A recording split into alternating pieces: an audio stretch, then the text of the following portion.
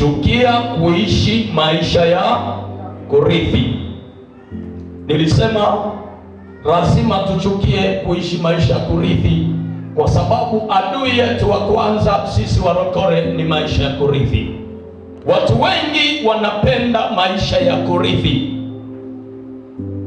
Watu wengi wanapenda maisha ya kurithi, hata kama yanawakandamiza, hata kama yana masharti magumu.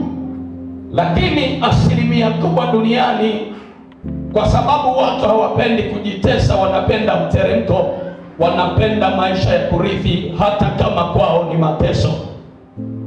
Na ndiyo maana wengi waliokoka kutoka kwenye familia ambao zinategemea maisha ya kurithi walichukiwa.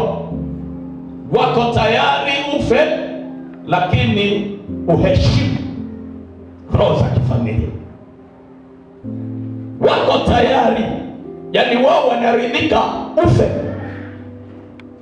Na watu wengi wanatamkiwa, kuliko uokoke ni bora ungekufa tukakuzika, lakini sio kuokoka.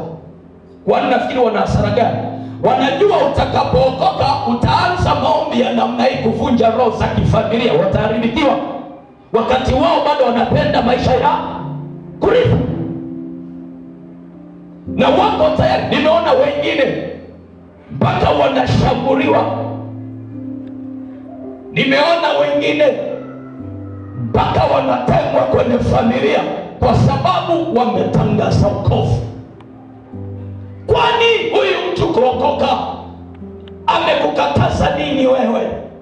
Wanajua nuru na giza havichangamani.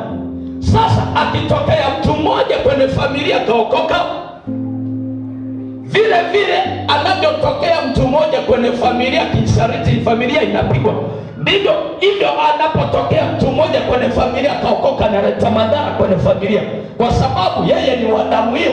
Sasa wakati anaposhambulia kwa jina la Yesu na kubomoa roho za kifamilia na vunja na toka, wao wanashindwa kuendeleza kilinge kwa sababu ya mtu huyu.